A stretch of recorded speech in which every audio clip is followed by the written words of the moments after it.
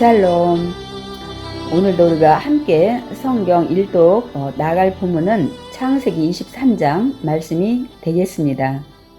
우리 창세기 22장에서는 하나님께서 아브라함의 믿음을 시험하기 위해서 그렇게 사랑하던 독자 이삭을 번제물로 바치라는 말씀을 듣게 됩니다. 이 하나님의 말씀에 즉각 순종해서 아브라함은 이 모리아산으로 이삭을 데려와서 번제단에 올리는 것을 볼 수 있었습니다. 하나님의 말씀에 순종했던 그 아브라함, 드디어 하나님은 아브라함의 믿음을 이제 인정하시고 더 큰 축복의 약속을 하십니다. 그래서 정말 내게 큰 복을 주고 내 씨가 크게 번성하여 하늘의 별과 같고 이제 바닷가의 모래같이 하신다는 말씀과 내 씨로 말미암아 천하 만민이 복을 얻으리라는 앞으로 예수 그리스도의 이 땅에 오실 모든 것까지 말씀을 하는 것을 볼 수가 있습니다. 우리 창세기 23장 우리가 중점적으로 볼 내용은 이제 이게 세월이 이제 지나면서 물론 이삭도 이제 성장을 했고요. 인생이라는 것이 마냥 이 땅에서 우리가 천년 만년 사는 게 아니잖아요. 그러다가 아브라함보다 사라가 더 젊었지만 먼저 이 세상을 떠나는 것을 볼 수가 있습니다. 그래서 오늘 23장에서는 사라가 이 땅을 떠나면서 이 아브라함이 가나안 땅을 사게 되는 이런 우리 상황을 볼 수가 있습니다. 그러나 이 23장에서 그냥 사라가 죽어가지고 아브라함이 매장지를 샀다는 사건으로 끝나는 것이 아니라 우리가 먼 미래까지 바라볼 수 있는 그런 이제 교훈들이 담겨 있다는 사실을 우리가 새기고 우리가 23장 읽어보도록 하겠습니다. 23장 사라가 127세를 살았으니 이것이 곧 사라가 누린 횟수라. 성경에서 여성의 그 수명을 기록한 것은 오직 사라 한 명뿐입니다. 이제 127세를 살고 세상을 떠난 것을 말씀하고 있습니다. 사라가 가나안 땅 헤브론 곧 기럇 아르바에서 죽음에 아브라함이 들어가서 사라를 위하여 슬퍼하며 애통하다가 아브라함 사라를 먼저 보내고 굉장히 여기 슬퍼하고 애통했다고 말씀하고 있습니다. 뭐 어느 부부나 먼저 또 이렇게 보내는 상황이 발생할 때 이런 상황을 맞닥뜨리게 되겠죠. 근데 아브라함도 굉장히 많은 슬픔과 애통 그런 것이 마음 깊이 다가왔을 겁니다. 이 사라를 그 메소포타미아부터 쭉 데리고 오면서 이 가나안 땅에 와서 나그네처럼 이곳저곳을 돌아다녔잖아요. 그때마다 자기 목숨 때문에 그 아내 사라를 여동생으로 얘기하라고 하면서 다녀가지고 그 바로에게 사라를 또 아내로 주었다가 또 아비멜렉에게도 아내를 주었다가 이런 일들을 많이 겪게 됐죠. 그 와중에 또 자녀의 약속이 이루어지지 않자 또 이 하가를 통해서 이스마엘 낳고 그 와중에 또 많은 어려움 겪었던 이런 인생을 같이 살아왔던 사라입니다. 또한 이삭을 모리아 그 산에 바친 것을 아마 사라가 분명 미리 알았든지 나중에 알았든지 또 이런 것들도 들었을 겁니다. 그러니까 참 뭐 모든 인생이 우리가 파란만장하지만 역시 아브라함과 사라의 그 부부 사이에도 많은 어려움과 고난이 있었던 걸 알 수 있습니다.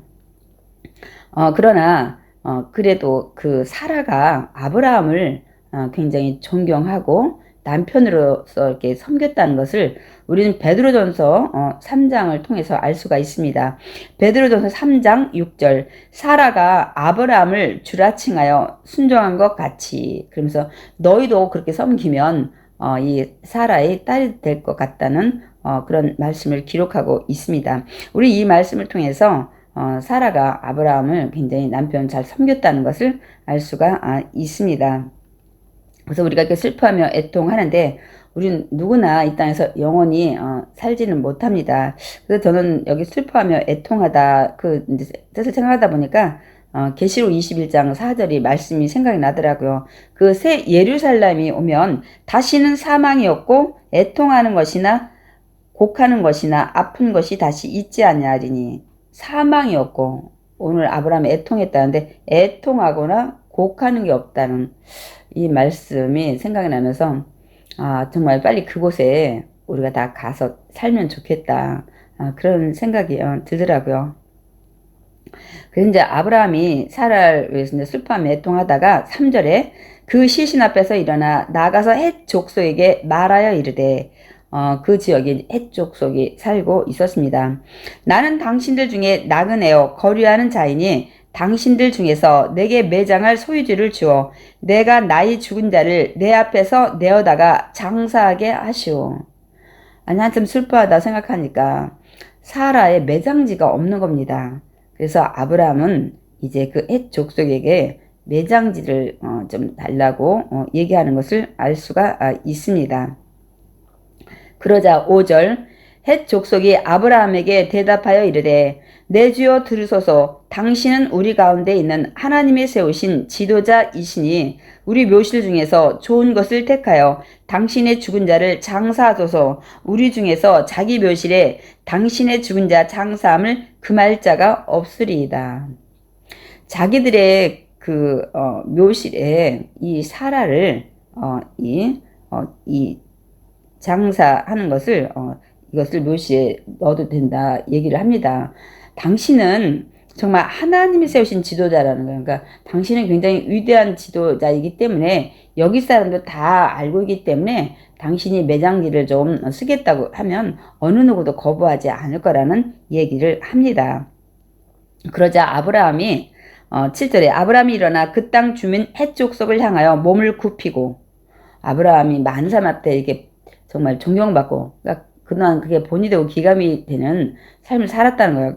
근데 여기 또 보면 이런 많은 사람에게 존경받고 있는 아브라함이 그 헷 족속을 향하여 몸을 굽혔다는 거예요. 절을 하는 것을 볼 수가 있습니다. 그러니까 몸을 더 굽히면서 그들에게 말하여 이르되 나로 나의 죽은 자를 내 앞에서 내어다가 장사하게 하는 일이 당신들이 뜻일진데 내 말을 듣고 나를 위하여 소알의 아들 에브론에게 구하여 그가 그의 밭머리에 있는 그의 막벨라 굴을 내게 주도록 하되 충분한 대가를 받고 그 굴을 내게 주어 당신들 중에서 매장할 소유주가 되게 하기를 원하노라 하매.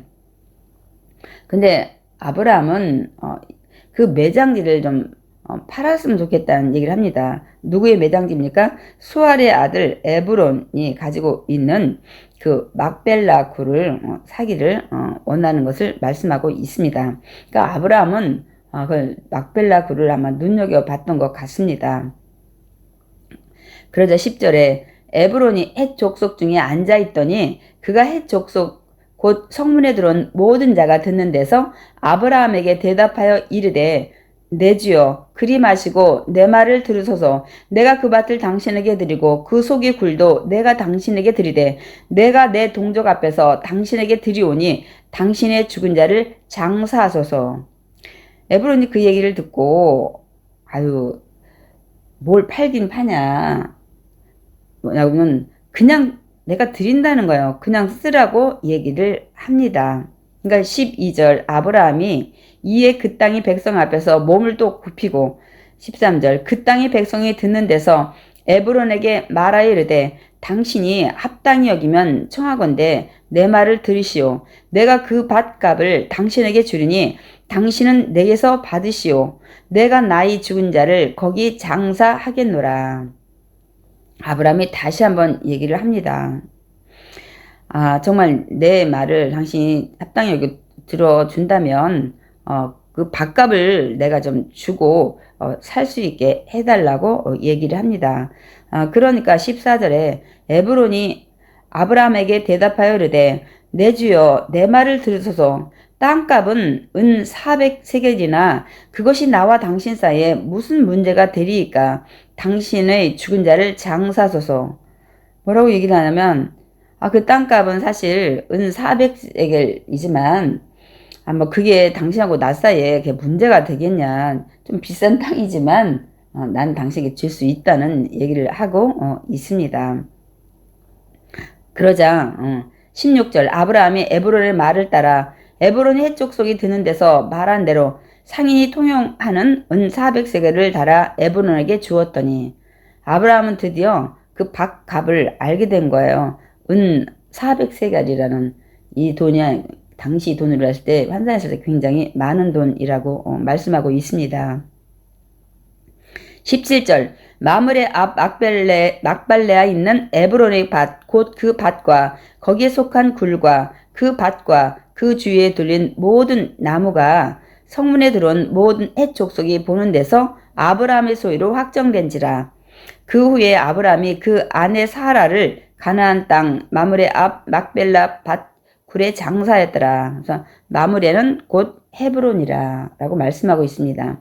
나중에 이 막벨라 여기는 나중에 다윗이 그 남유다 왕으로 즉위하는 헤브론이 됩니다, 여러분.